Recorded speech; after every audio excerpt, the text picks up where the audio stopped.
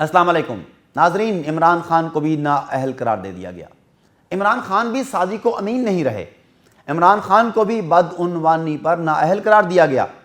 इमरान खान जिनकी जमात का नाम ही तहरीक इंसाफ है, जिसका नारा ही करप्शन के खिलाफ जहाद करना था, करप्ट सियासतदानों को कानून के कटहरे में लाना था, माली बदउनवानियों और रिश्वत से पाक नया पाकिस्तान बनाना था। इमरान खान साहिब जो रियासत मदीना की मिसाल दिया करते थे, इमरान खान साहिब जो सैयदना फारूक आज़म के एहतसाब की मिसाल दिया करते थे, इमरान खान साहिब जिनकी सियासत में आने का मकसद ही करप्ट टोले से मुल्क को निजात दिलाना था, वही इमरान खान साहिब आज खुद तोशा खाना केस में नाअहल हो चुके हैं।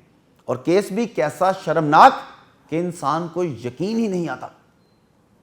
साबिक वज़ीर आज़म नवाज शरीफ भी करप्शन के इल्ज़ामात पर ताहयात नाअहल हो चुके हैं। मरियम नवाज नाअहल करार दी जा चुकी। इससे पहले बेनज़ीर भुट्टो की हुकूमत को भी करप्शन के इल्ज़ामात पर बर्खास्त किया गया। इसके साथ तमाम साबिका हुक्मरानों पर करप्शन के बेइंतहा इल्ज़ामात लगते रहे हैं, मगर अवाम की अक्सरियत को एक उम्मीद थी कि शायद इमरान खान साहिब ऐसे नहीं। बाकी जमातें तो 2-3 बार हुकूमतें बना चुकी, मगर तहरीक इंसाफ की ये पहली हुकूमत थी। अवाम को उम्मीद थी कि PTI तब्दीली लाएगी। इमरान खान साहिब के चाहने वाले उन्हें खलीफा आदिल समझते थे, दिल से अमीरुल मोमिनीन मानते थे और सोच भी नहीं सकते थे कि इमरान खान कभी ख़यानत के मुर्तकिब हो सकते हैं।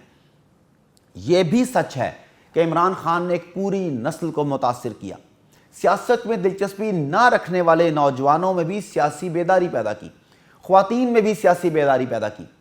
PTI की आदत ने उन्हें तब्दीली, इंसाफ, एहतसाब और रियासत मदीना सानी के ख्वाब दिखाए थे, मगर हकीकत में जो हुआ वो सबके सामने है।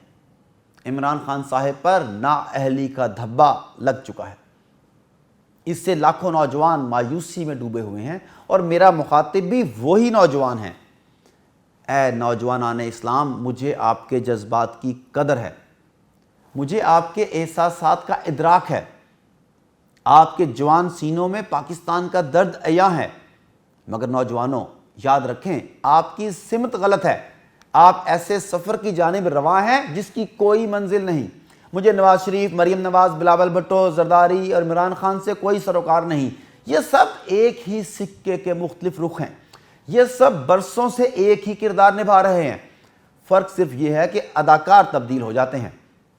इन सब का आका अमरीका है।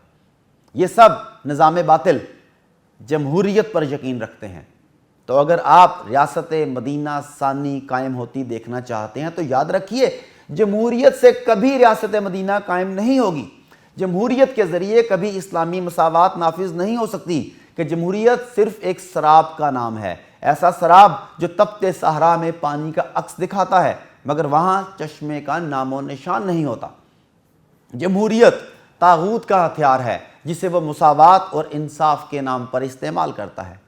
अगर आप करप्शन से पाक मुआशरा चाहते हैं, करप्ट सियासी माफियाज का एहतसाब चाहते हैं, पाकिस्तान को इस्लाम का किला बनते देखना चाहते हैं, इस्लामी अदलो इंसाफ और मुसावात का नफाज चाहते हैं, तो किसी सियासी जमात से उम्मीद न लगाइए, बल्कि शरीयत की बालादस्ती के लिए उठ खड़े हों। अपनी ज़िंदगी इस्लामी निज़ाम के नफाज के लिए वक्फ कर दीजिए। अपनी तमाम सलाहियतें इसी मिशन व काविश के लिए बुरुए कार लाइए। अल्लाह ताला आपका हामी और नासिर हो।